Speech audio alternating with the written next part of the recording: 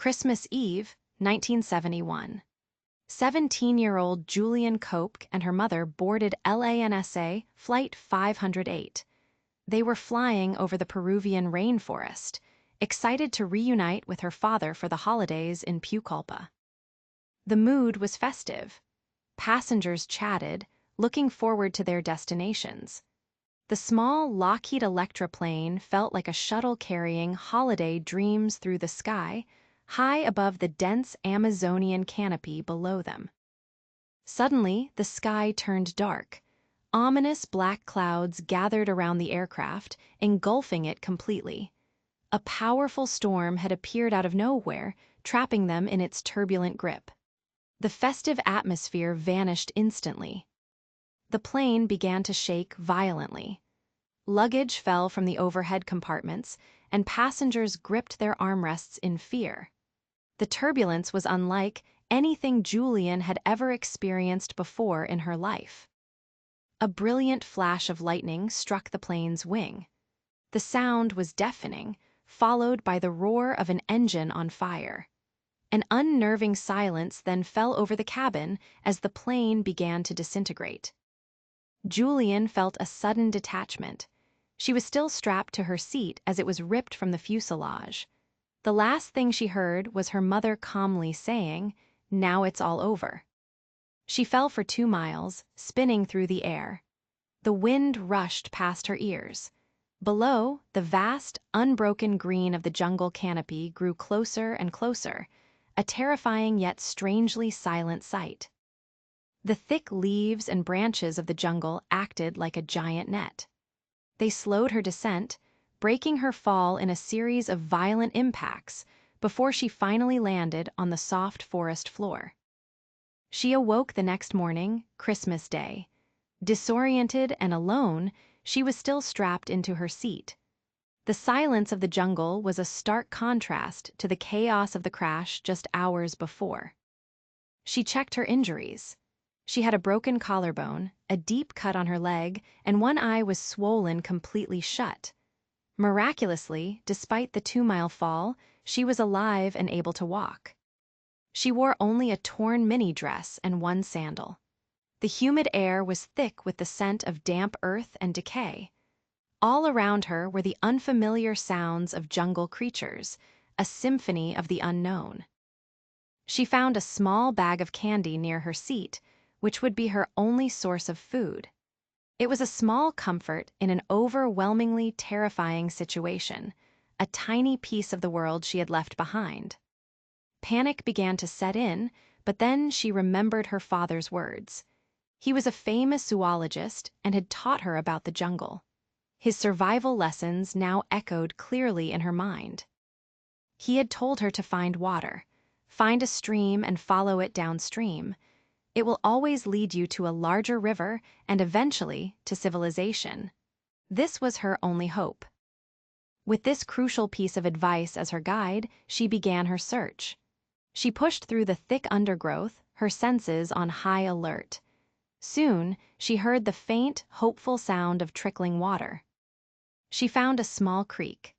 Deciding it was safer to walk in the water to avoid snakes and spiders on the forest floor, she stepped into the cool, shallow stream and began her long journey. The days were a grueling blur of walking. The jungle was a world of both incredible beauty and constant danger. She saw colorful parrots and monkeys, but also knew deadly predators lurked nearby. She was careful not to disturb anything. She poked the ground ahead with a stick before taking a step. At night, she tried to find a safe place to rest, the darkness filled with unsettling noises. On the 4th day, she stumbled upon a section of the crash site. She found the bodies of other passengers. The sight was deeply traumatic, confirming she was utterly and completely alone in this ordeal. She heard the sound of rescue planes flying high overhead. She screamed and waved, but the jungle canopy was too thick. They could not see her. The hope of a quick rescue faded away. Hunger was a constant, gnawing pain. The bag of candy was long gone. She resisted the urge to eat the strange fruits she saw, knowing many were poisonous. Her survival depended on her discipline. Her open wounds became infected. Insects were a relentless torment. Botflies laid eggs in her arm, and the resulting larvae burrowed under her skin. The pain was excruciating, yet she kept moving forward. She saw kingfishers, a bird her father had told her lives near larger bodies of water. This small observation gave her a renewed sense of hope that her strategy of following the stream was working. The small creek eventually merged into a much larger river. The current was stronger, but the path was clearer. She knew she was getting closer to help, even as her body grew weaker each day. After 9 days of walking, she was near her limit. Hallucinating from hunger and infection, she collapsed on the riverbank, unsure if she could go on. The jungle seemed poised to claim her. The next morning, on the 10th day, she saw something that did not belong. Moored at the river's edge was a small, empty motorized canoe. It was the first sign of human life she had seen. A path led from the canoe to a small, palm-thatched hut. It was a logging camp, currently empty. She crawled inside, finding shelter from the rain and a moment of profound relief. She was tempted to take the canoe and flee downriver, but she was too weak to operate it. She decided her best chance was to wait for the owners to return, hoping they would be friendly. Inside the hut, she found a canister of gasoline. Remembering her father teaching her how some fuels were used for first aid in the jungle, she made a brave and painful decision about her wound. She poured the gasoline onto her arm. The pain was immense, but she endured it, forcing the botfly larvae out of the infected wound. She pulled out over 30 of them, one by one. Hours later, she heard voices. 3 local lumbermen appeared out of the jungle. They saw her, pale and wounded, and froze in fear. They thought she was a mythical water spirit from local legends. Juliane spoke to them in Spanish, the language she had learned in Peru. "I am a girl who was in a plane crash," she explained. Hearing her speak broke their superstitious fear. The men's fear turned to compassion. They cleaned her wounds with local remedies and gently gave her a small portion of food. Their kindness was overwhelming after so much solitude and pain. The next morning, they put her in their long canoe. The 7-hour journey downriver was a dreamlike experience. The world of trees and water drifted by as she lay, safe at last. They arrived at a small village. From there, she was taken by a local pilot to a hospital. Word of the sole survivor of Flight 508 began to spread throughout the world. At the hospital, she was finally reunited with her father. It was a moment of deep sorrow and incredible relief. He had been searching for her tirelessly, never giving up hope for her survival. Her physical recovery took time. She had endured infected wounds, severe insect bites, and malnutrition. But the psychological scars of the ordeal would remain with her for the rest of her life. She learned the devastating truth. Out of 92 passengers and crew, including her own mother, she was the only one who had survived the crash. The weight of this knowledge was immense. Investigators were amazed by her story. Her knowledge of the rainforest, passed down from her parents, was the key to her survival. She had not panicked, but had applied logic and learning to her situation. Juliane's story became a global sensation. She was hailed as a miracle, a testament to human endurance.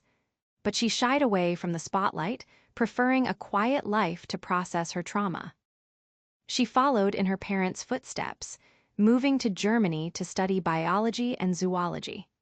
The jungle, the site of her greatest trauma, also became the subject of her life's work and passion. She dedicated her career to studying the ecosystem of the Amazon. She returned to Peru many times, not with fear, but with a deep respect for the environment that had both taken and spared her life. She even revisited the crash site decades later. It was a difficult pilgrimage, but one she felt necessary to make peace with her past and to honor the memory of her mother and the other victims. Her survival was a unique combination of factors. The way her seat fell, the cushioning of the canopy, and her own incredible resilience all played a part in the outcome of her fall. But it was her knowledge that truly set her apart. She did not wander aimlessly. She had a plan, a rule to follow, given to her by someone she trusted. This gave her purpose. The jungle is often seen as an enemy to be conquered. But for Juliane, it was neutral. It operated by its own rules, and because she understood some of them, she survived its harsh tests. She never blamed the lightning, the airline, or the jungle itself.